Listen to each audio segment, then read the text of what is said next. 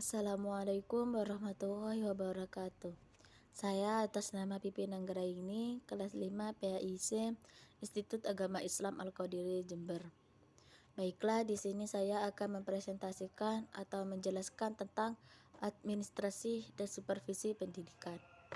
Administrasi dalam pengertian yang sempit yaitu kegiatan ketatausahaan yang intinya adalah kegiatan rutin catat-mencatat, mendokumentasikan kegiatan, menyelenggarakan surat menyurat dengan segala aspeknya serta mempersiapkan laporan. Administrasi pendidikan dalam pengertian secara luas adalah segenap proses pengerahan dan pengintegrasian segala sesuatu baik personel, spiritual maupun material yang bersangkut paut dengan pencapaian tujuan pendidikan. Dalam pengertian yang luas ini, istilah administrasi juga dapat diartikan sebagai berikut.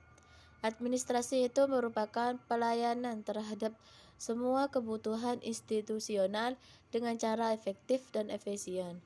Dan administrasi itu sebagai salah satu komponen dalam sistem subsistemnya saling berkaitan satu dengan yang lainnya.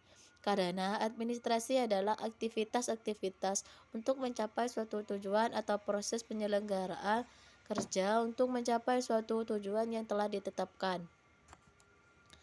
Adapun unsur-unsur penting supervisi pendidikan yaitu sebagai berikut. Yang pertama yakni aktivitas pembinaan yang direncanakan. Yang kedua yakni perbaikan situasi pengajaran atau belajar mengajar.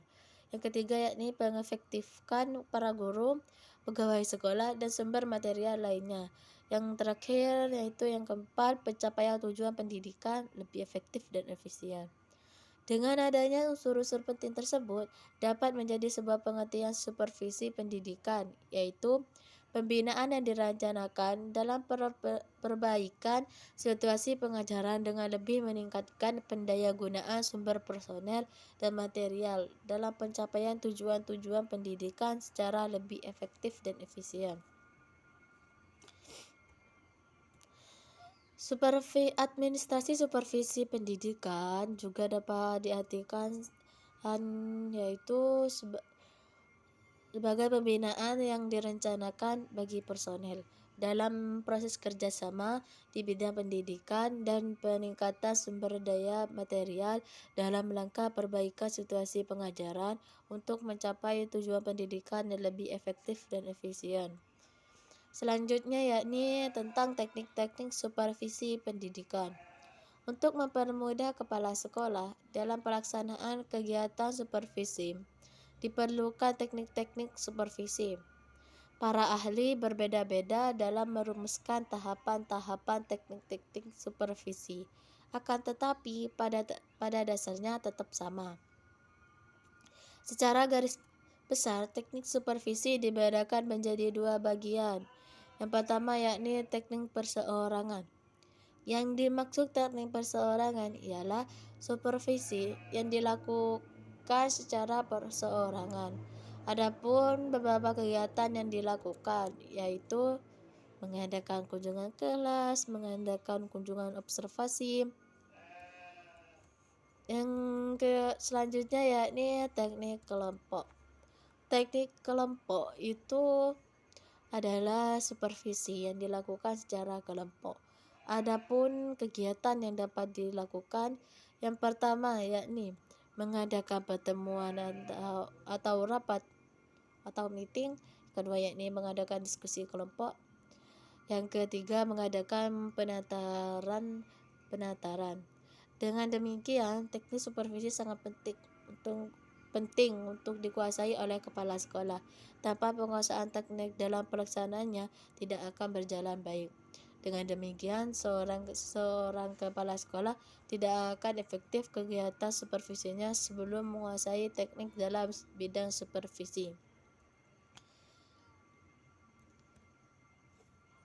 Selanjutnya yakni hubungan administrasi dan supervisi pendidikan.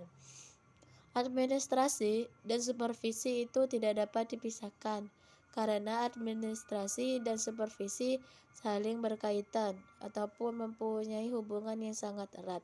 Seperti pengertian administrasi dan supervisi yang telah disebutkan di atas, yang telah disebutkan barusan, bahwa keduanya merupakan pembinaan yang direncanakan bagi personel dalam proses kerja sama di bidang pendidikan dan peningkatan sumber daya material dalam rangka perbaikan situasi pengajaran agar tercapainya suatu tujuan pendidikan yang efektif dan efisien.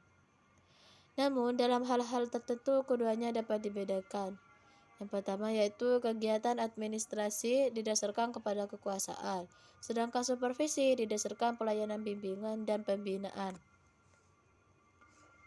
Yang kedua, tugas administrasi meliputi keseluruhan bidang tugas di sekolah, termasuk manajemen sekolah, sedangkan supervisi adalah sebagai dari tugas dari pengarahan atau directing, satu segi manajemen sekolah. Yang ketiga yakni administrasi bertugas menyediakan semua kondisi yang diperlukan untuk pelaksanaan program pendidikan. Sedangkan supervisi menggunakan kondisi-kondisi yang telah disediakan itu untuk meningkatkan mutu belajar mengajar. Hal di atas merupakan perbedaan antara administrasi dan supervisi. Namun keduanya saling berkaitan dan tak terlepaskan juga mempunyai tujuan untuk mencapai suatu pendidikan yang lebih baik.